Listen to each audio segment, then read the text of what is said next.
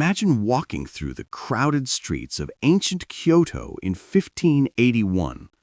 Suddenly, the ground begins to shake. Not from an earthquake, but from thousands of people running towards something they've never seen before. Buildings crack under the weight of curious onlookers climbing walls and rooftops. Some people are crushed to death in the chaos. What could cause such madness? A man. A single man with dark skin walking through their city. This is the beginning of one of history's most incredible true stories. The story of Yasuke, the African warrior who became Japan's first black samurai. Yasuke arrived in Japan around 1579, traveling with an Italian priest named Alessandro Valignano. Nobody knows exactly where Yasuke came from before this. Some historians think he might have been born in Mozambique, Ethiopia, or Nigeria. What we do know is that he had already traveled an impossible distance, from Africa, across dangerous oceans, through India, and finally to the mysterious islands of Japan. Standing over 6 feet tall, Yasuke towered above most Japanese people of his time. But it wasn't just his height that shocked everyone who saw him.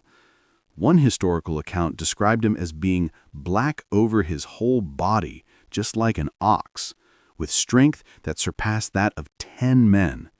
The people of Japan had never seen anyone like him. Think about that for a moment. In a country where everyone looked similar, where traditions went back hundreds of years unchanged, suddenly appeared a man who challenged everything they thought they knew about the world.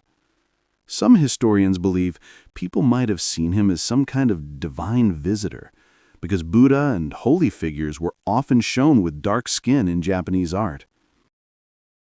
The commotion in the streets reached the ears of the most powerful man in Japan, Oda Nobunaga.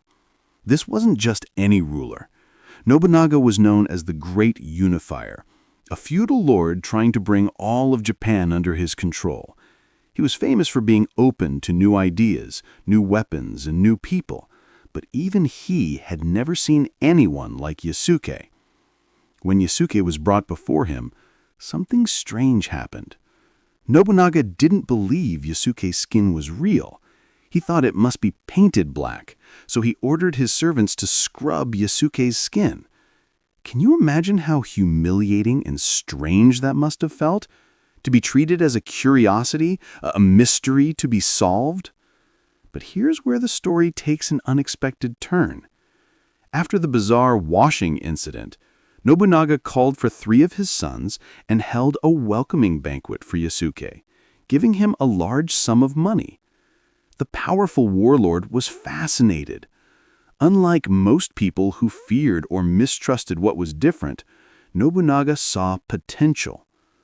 What happened next changed Yasuke's life forever. Nobunaga gave Yasuke a Japanese name, a house, servants, a sword, and money. These weren't just gifts, they were symbols. In feudal Japan, carrying a sword meant you were a warrior. Having servants meant you had status. Historians believe this was equal to being given samurai rank, even though the exact definition of samurai was complicated during that time period. Yasuke quickly learned Japanese and became one of Nobunaga's most trusted companions. According to one priest's letter, Nobunaga never tired of talking with him. Think about what this means. The most powerful man in Japan, who could have anyone he wanted as company, chose to spend his time with this African warrior. Yasuke was given the special honor of being Nobunaga's weapon bearer, meaning he carried Nobunaga's swords and fought by his side. He was even allowed to share meals with Nobunaga, a privilege almost nobody else received. Some people in Kyoto began whispering that Nobunaga might even make Yasuke a lord. For someone who had arrived as a stranger, possibly even as a servant or slave, this was an unbelievable transformation. Yasuke had gone from the very bottom of society to standing next to its most powerful person. For about a year, Yasuke lived this extraordinary life. He traveled with Nobunaga on inspection tours and accompanied him everywhere. But in feudal Japan, power was always fragile. Loyalty could shatter like glass. On June 21st, 1582, one of Nobunaga's own vassals, a man named Akechi Mitsuhide, turned against him and surrounded a temple in Kyoto where Nobunaga was staying. 13,000 enemy soldiers attacked. Nobunaga had only 30 men with him. Yasuke fought fiercely. Can you picture it? The African warrior who had traveled halfway around the world fighting desperately to protect the man who had given him a new life? But the odds were impossible. Facing certain defeat, Nobunaga performed seppuku, a ritual suicide that samurai used to die with honor rather than be captured. Yasuke wasn't finished fighting. He escaped and joined Nobunaga's son, Oda Nobunaga, who was nearby with 200 men. They fought a second battle that same morning against those same 13,000 enemy soldiers. It was hopeless from the start. When Yasuke was finally captured, something remarkable happened. Mitsuhide, the rebel leader, decided to spare Yasuke's life because he wasn't Japanese. He wasn't expected to follow the samurai code of dying rather than surrendering. Yasuke was escorted to a Jesuit church, and the priests thanked God that he survived. And then, silence. That's the last confirmed record we have of Yasuke. After that day in 1582, he disappears from history like smoke in the wind. What happened to him? Did he stay in Japan? Did he return to the ships and sail away? Some historians suggest there might be records mentioning a tall African man in Japan during the 1590s, but nobody knows if this was Yasuke. He could have lived another 50 years. He could have died the next day. We simply don't know. This mystery makes Yasuke's story even more powerful. As one historian noted, even without a large number of surviving historical sources, Yasuke's story is an example of the kind of exciting and unexpected transnational encounters occurring within Black and Japanese history. For hundreds of years, Yasuke was almost forgotten. But in recent decades, people around the world have rediscovered his story. He's appeared in video games, anime series, and books. Hollywood even planned a movie about him starring Chadwick Boseman, though it was never completed. Why does this story from over 400 years ago still matter? Because Yasuke's life proves that history is more connected and diverse than we often realize.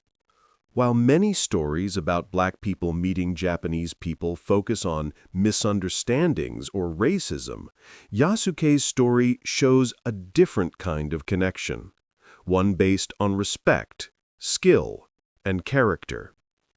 His story challenges simple ideas about race and belonging.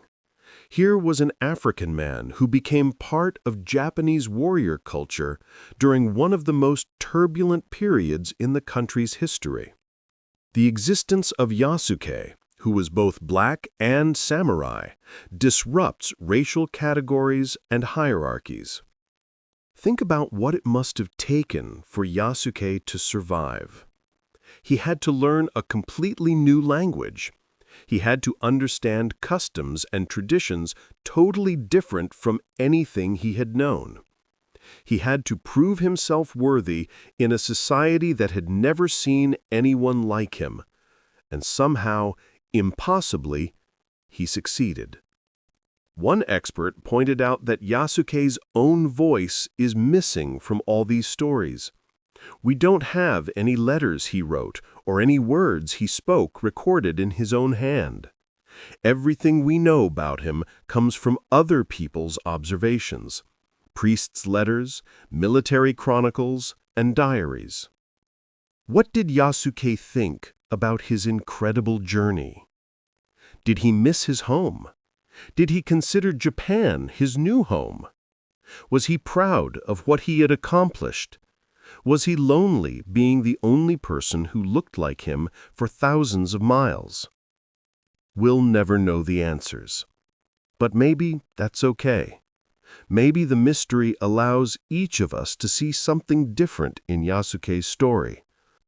Some people see a story about courage and adaptation. Others see proof that diversity in history is richer than we're usually taught. Some see a story about breaking down barriers. Others simply see an incredible adventure story that happens to be true. All of these interpretations are valid because Yasuke's life was complex and remarkable. He was a warrior. He was a survivor. He was a traveler who crossed oceans and cultures. He was someone who rose from the lowest position in society to stand beside its most powerful person. And for one brief, shining moment in history, he was a black samurai who shocked an empire and changed what people thought was possible. The streets of Kyoto no longer shake when people see someone who looks different.